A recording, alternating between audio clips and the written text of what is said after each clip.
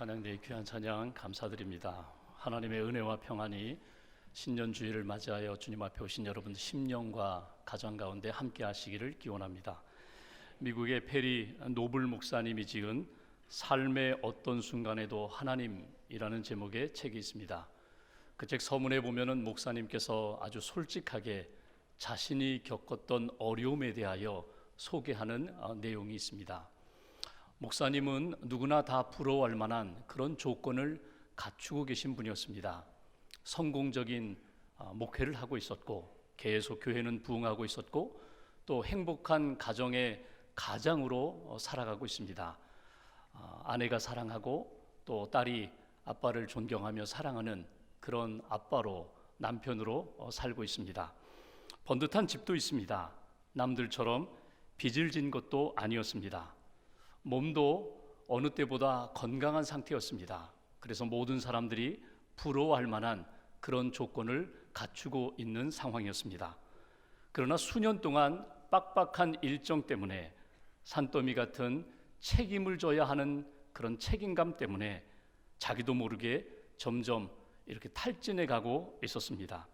들키지 않으려고, 숨기려고 꽁꽁 감추었지만 결국은 그것이 점점 커지게 되고 문제가 결국 터지고 말았습니다. 약의 도움을 받아서 잠자리에 들었는데 약을 먹어도 잠 못 이루는 밤이 점점 늘어났습니다. 가까운 사람들과 늘 만나 교제하고 대화했는데 사람들을 만나고 싶지 않습니다. 그리고 아무도 없는 곳에 가서 살고 싶다, 그런 생각들이 종종 일어납니다. 웃음이 사라지고 감정의 기복이 심해지고 또 우울증과 공황장애까지 진단을 받게 됩니다. 자신이 이렇게 어려움을 겪었을 때, 물론 시간이 좀 걸렸지만 또 여러 가지 노력도 했지만 분명한 탈출구가 있다고 그는 그 책에서 소개하고 있습니다. 그렇게 주저앉지 말라는 것입니다. 탈출구가 있다. 그 탈출구를 찾아서 나아가라고 강조합니다. 그 탈출구는 어디에 있는가? 하나님이 자기를 향하여 끊임없이 달려오신다는 것입니다. 그리고 자기와 함께 하신다는 것입니다. 자기의 상황과 문제보다 하나님은 더 크게 역사하신다, 더 놀랍게 역사하신다. 그러므로 하나님을 바라보라는 것입니다. 내가 바라보는 그 시선을 따라서 나는 움직이게 되어 있다는 것입니다. 하나님을 바라보고 하나님 앞에 내 마음과 시선을 고정하면 내 인생도 하나님을 향하여 흘러가지만, 세상을 바라보고 나의 문제를 바라보고 나의 고난, 아픔만 바라보면 결국 내 인생은 그리로 추락하게 된다. 끊임없이 하나님 앞에서 하나님과 함께 믿음의 고백을 하라. 믿음으로 선포하라. 육체적인 고통이 있고 정신적인 고통이 있고 사람들과의 관계 속에서 고통이 있고 심지어 영적인 고통이 있다 할지라도 끊임없이 하나님이 나를 사랑하신다는 것을 선포하라고 그는 강조합니다. 그리고 한 가지 중요한 것 이야기합니다. 문제가 생길 때마다 하나님 앞에 나아가라. 은혜의 보좌 앞으로 나아가라. 문제에 압도당하지 말고 하나님의 은혜에 압도당하라고, 하나님의 은혜의 그 큰 영향력 아래에서 회복되라고 그 책에서 강조하는 내용입니다. 새해를 맞이한 여러분의 마음과 삶의 상태는 어떻습니까? 여러분 새해의 소망이 무엇입니까? 새해의 기도 제목이 무엇입니까? 여러분이 가지고 있는 금년의 계획을 위하여 여러분이 지금 손에 붙잡고 있는 것은 무엇입니까? 아니, 여러분이 믿음으로 붙들어야 할 것은 무엇입니까? 우리가 인생을 살아가면서 하나님을 알고 싶을 때가 있습니다. 하나님이 어떤 분인지, 하나님이 나에게 어떻게 역사하시는지 하나님을 알고 싶을 때, 하나님이 어떤 존재인지 궁금할 때 우리가 찾아가는 말씀이 있습니다. 창세기부터 요한계시록에 있는 모든 말씀이 하나님의 역사요, 하나님의 구원의 놀라운 그 힘의 역사를 우리가 보게 되지만, 특별히 우리가 하나님이 어떤 분인지를 알고 싶을 때 찾아가 읽어야 할 말씀이 창세기의 말씀입니다. 인간은 어떤 존재인지, 나는 어떤 존재인지, 내가 얼마나 연약한지, 하나님의 사랑을 받고 있는지 찾아 읽어야 할 말씀 중에 하나가 바로 창세기의 말씀입니다. 창세기의 말씀을 읽으면서 오해하는 분들이 있습니다. 지구의 역사가 몇 천 년인가, 몇만 년인가, 지구는 어떻게 형성되었는가? 어떻게 만들어졌는가? 우리 인간은 얼마나 오래되었는가? 뭐 이렇게 역사적으로 과학적으로 정보를 얻고자 창세기를 읽는 분들이 있습니다. 창세기는 역사적인 정보나 과학적인 정보를 주는 책이 아니라 창세기는 하나님의 말씀으로 우리에게 들려지고 있다는 것입니다. 하나님이 이 세상을 얼마나 사랑하셨는가? 하나님이 이 세상을 창조하셨을 때에 하나님의 그 본심은 무엇인가? 그 말씀을 듣고자 하는 사람들에게 주시는 메시지가 바로 창세기의 말씀입니다. 설명이라기보다는 창세기 1장의 말씀은 선포입니다. 하나님의 선언의 말씀을 우리가 듣고 묵상하면서 믿음으로 고백하며 하나님의 사람답게 살 수 있도록 믿음으로 세워주시고 붙들어주시고 이끌어주시는 말씀이 창세기 1장의 말씀입니다. 내가 가지고 있는 과학적인 지식과 성경의 내용이 조금 다르다고 해서 창세기 말씀을 비과학적인 책으로 그렇게 넘겨서는 안 된다는 것입니다. 창세기 말씀을 제일 먼저 들었던 사람들은 누구일까? 여러분 궁금하시죠? 창세기의 말씀을 제일 먼저 들었던 사람들은 출애굽하여 광야에 나온 믿음의 사람들이었습니다. 하나님이 모세를 보내셨습니다. 그리고 10가지 재앙을 내리시면서 이스라엘 백성들을 애굽에서 구원해 내셨습니다. 430년간 종살이하던 그들, 전혀 구원의 가능성이 없었던 그들을 하나님께서 애굽에서 구원해 내셨습니다. 애굽에서 나온 광야에 머무는 이스라엘 백성들이 궁금했습니다. 질문이 생겼습니다. 그 막강한 애굽의 권세를 깨뜨리고 우리를 구원하신 그 하나님은 어떤 분인가?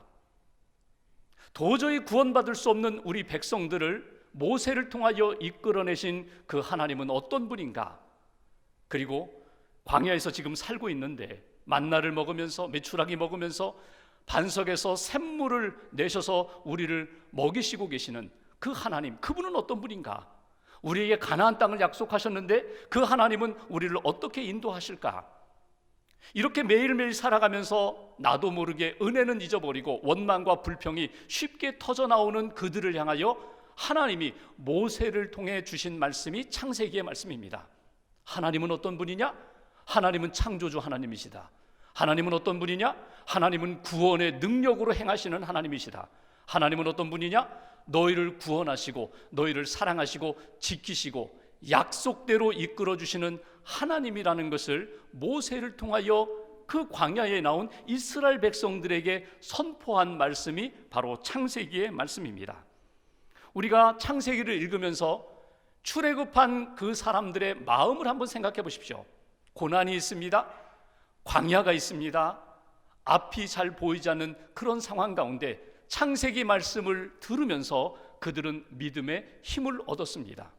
시편에 나오는 많은 믿음의 사람들이 고난을 겪을 때, 다윗과 같은 믿음의 사람들이 역경을 겪을 때 창세기의 말씀을 읽으면서 창조주 하나님을 고백하고 창조 신앙을 다시 한번 붙잡으면서 그 고난을 이겨냈던 그 살아있는 말씀이 바로 창세기의 말씀이라는 것입니다. 앞으로 우리가 주일마다 창세기 말씀을 읽으면서 여러분 창조주 하나님을 다시 만나는 은혜가 있기를 주님의 이름으로 기원합니다. 우리의 신앙 가운데 하나님이 그렇게 우리에게 원하시는 창조의 신앙을 다시 한번 회복하며 금년 한 해 믿음으로 승리하는 하나님의 백성들 되시기를 주님의 이름으로 기원합니다. 먼저 1장 1절 말씀을 다시 한번 봉독하겠습니다. 창세기 1장 1절 함께 봉독합니다. 태초에 하나님이 천지를 창조하시니라. 아멘. 태초에 하나님이 천지를 창조하시니라. 여러분 여기에 나오는 네 가지 단어가 있습니다. 태초, 하나님, 천지, 그리고 창조. 이 네 가지 단어 가운데 가장 중요한 단어는 무엇입니까? 하나님입니다. 태초 아닙니다. 천지, 이 세상의 하늘과 땅, 이 세상의 모든 세계, 자연, 만물, 그것도 중요한 것 아닙니다. 창조, 만드신 것, 그것도 중요하지 않습니다. 가장 중요한 것은 하나님이 창조하셨다는 것입니다. 여기에서 우리에게 주시는 첫 번째 메시지가 있습니다. 창조주 하나님을 나의 하나님으로 고백하는 창조신앙, 이 신앙 고백이 우리에게 주는 영적인 의미, 첫 번째로 하나님이 주인 되신다는 것입니다. 하나님이 나의 주인 되신다. 하나님이 역사의 주인 되신다. 하나님이 모든 인생의 주인 되시고 이 세상 모든 만물의 주인 되심을 고백하는 것, 이것이 오늘 우리에게 주시는 창세기 1장 1절의 메시지입니다. 하나님이 만드셨기에 하나님이 주인 되십니다.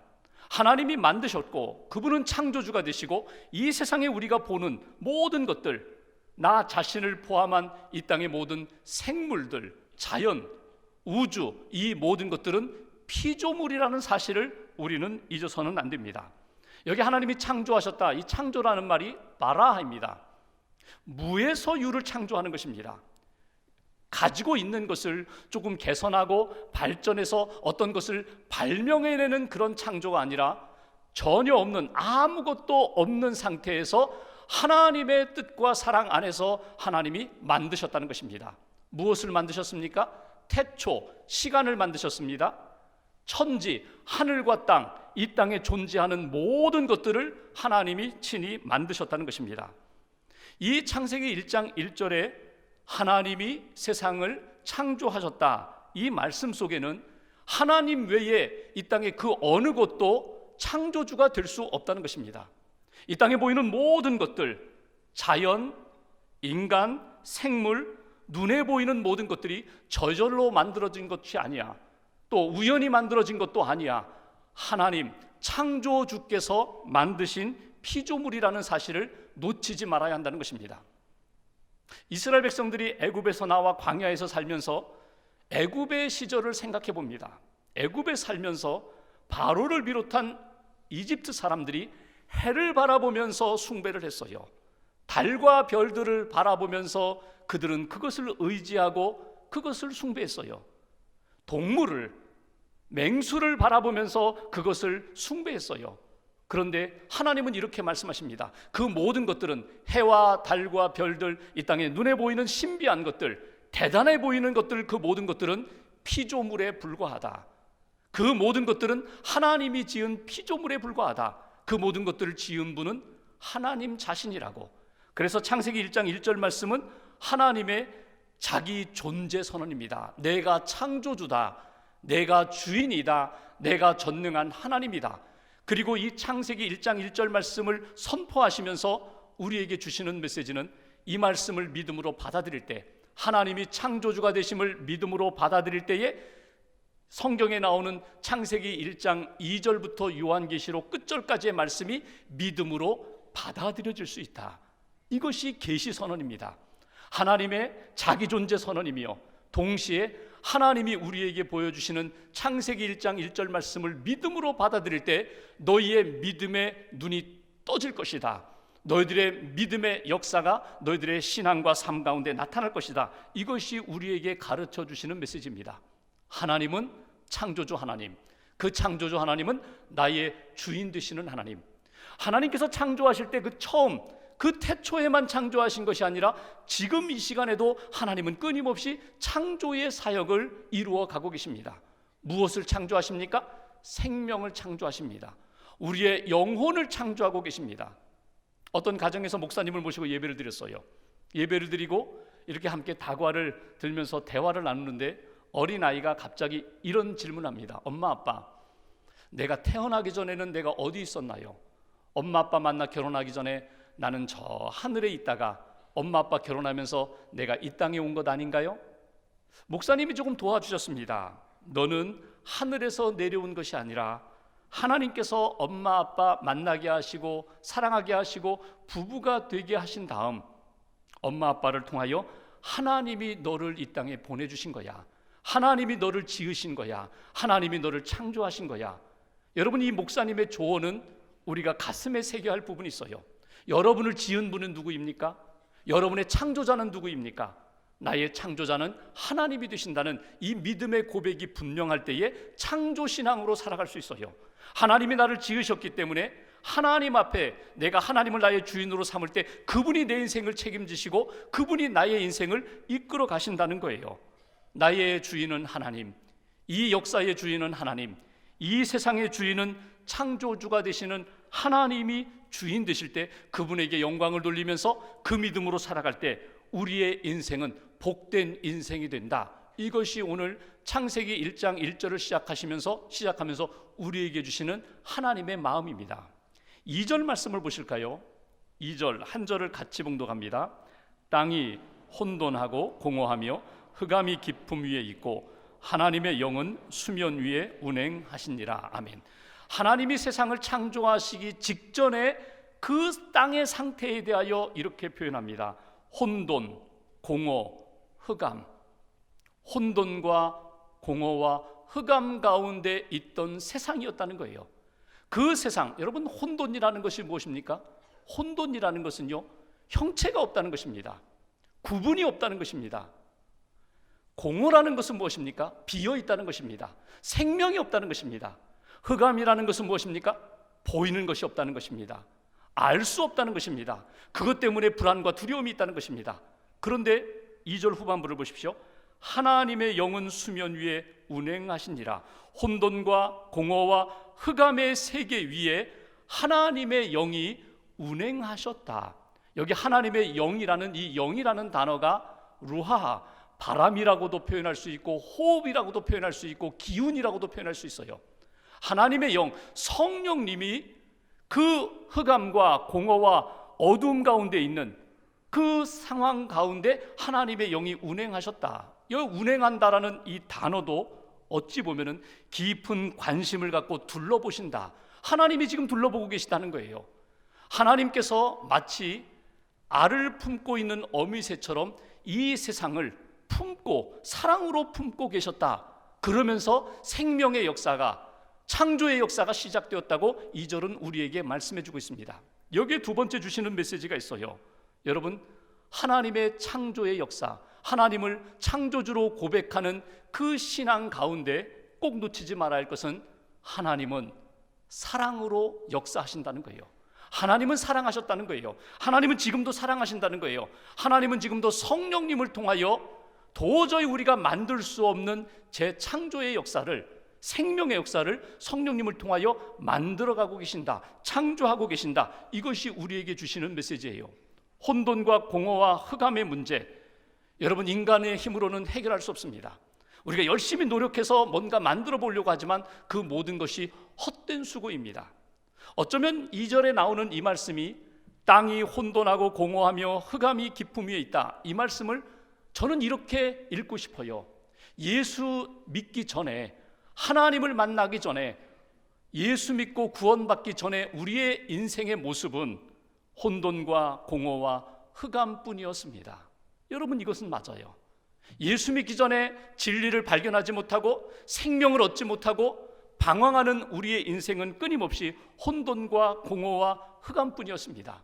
혼돈, 뭔가 좀 발견하고 구분하고 선과 악을 구별하고 진리와 진리가 아닌 것들을 구별하고 하나님의 뜻과 하나님의 뜻이 아닌 것을 구별해 보고자 하지만 끊임없이 방황하는 인생. 공허, 끊임없이 뭔가 채워보려고 하지만 채워지지 않는 모습, 그것 때문에 더 탐욕에 사로잡히고 욕심에 사로잡히고 죄 가운데 물들어가는 우리의 모습. 흑암, 어두움 가운데 진리를 보지 못하고 하나님의 뜻을 보지 못하고 방황했던 우리의 모습, 그런 상황 가운데 성령님을 통하여 우리가 예수님을 믿게 되고 하나님의 사랑을 만나게 되고 은혜 가운데 구원의 하나님의 역사를 경험하게 되었다는 것입니다. 어찌 보면 성령님의 역사는 지금도 우리에게 끊임없이 운행하고 계십니다. 우리의 삶 가운데, 우리의 인생 가운데 성령님이 우리 안에 오셔서 사랑으로 터치만 해주시면, 생명으로 만져주시기만 하면 우리 안에 생명의 역사가 다시금 시작된다는 거예요. 예수님의 제자들을 보십시오. 십자가를 지지 못했습니다. 십자가를 따라가지 못했습니다. 예수님과 동행하지 못했습니다. 그래서 낙심하고 두려움 가운데 빠져 있을 때 부활하신 예수님이 그 제자들 가운데 나타나셨어요. 요한복음 20장 21절 22절 두 절을 보면은 성경은 이렇게 말씀합니다. 예수께서 또 이르시되 너희에게 평강이 있을지어다. 아버지께서 나를 보내신 것 같이 나도 너희를 보내노라. 이 말씀을 하시고 그들을 향하여 숨을 내쉬며 이르시되 성령을 받으라. 성령을 받으라.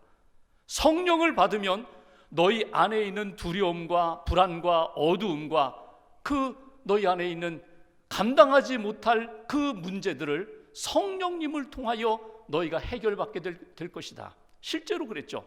제자들이 성령을 받고 나니까 권능을 얻게 되고 땅끝까지 주의 복음을 증거하는 하나님의 사람이 되었던 것처럼 성령의 역사를 통하여 오늘도 우리를 사랑으로 다시 한번 만져주시고 세워주시는 하나님의 역사, 창조신앙 가운데 하나님의 영이 함께 하심으로, 성령님이 함께 하심으로 그 사랑 안에 우리는 회복됩니다. 우리는 살아납니다. 우리는 다시금 생명의 역사를 얻습니다. 이것이 우리에게 주시는 두 번째 메시지입니다. 세 번째로 3절 말씀 보십시오. 3절 한 절을 같이 봉독합니다. 하나님이 이르시되 빛이 있으라 하시니 빛이 있었고, 4절 앞부분 제가 봉독합니다. 빛이 하나님 보시기에 좋았더라. 하나님이 이르시되 빛이 있으라.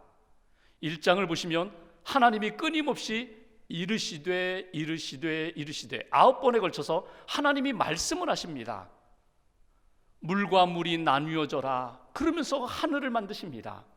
저 땅에 나무가 있을지어다 하나님이 말씀을 하시면 그 이르신 말씀대로 그대로 되니라. 하나님이 말씀하실 때 그 말씀에 능력이 있어요. 생명이 있어요. 기적이 나타나요. 창조의 역사가 나타난다는 것입니다. 세 번째 우리에게 주시는 메시지가 있어요. 하나님이 세상을 창조하실 때 말씀으로 창조하셨는데 그 창조주 하나님께서 지금도 저와 여러분들에게 계속해서 말씀하고 계시다는 거예요. 그리고 그 말씀은 반드시 이루어진다는 거예요. 하나님이 말씀하십니다. 그 말씀을 들을 때에, 그 말씀을 읽을 때에, 그 말씀을 내가 붙잡을 때에, 그 말씀을 믿을 때에 내 인생은 재창조의 역사로 하나님 앞에 설 수 있습니다. 생명을 회복할 수 있습니다. 이것이 바로 창조신앙을 통하여 우리에게 주시는 메시지예요.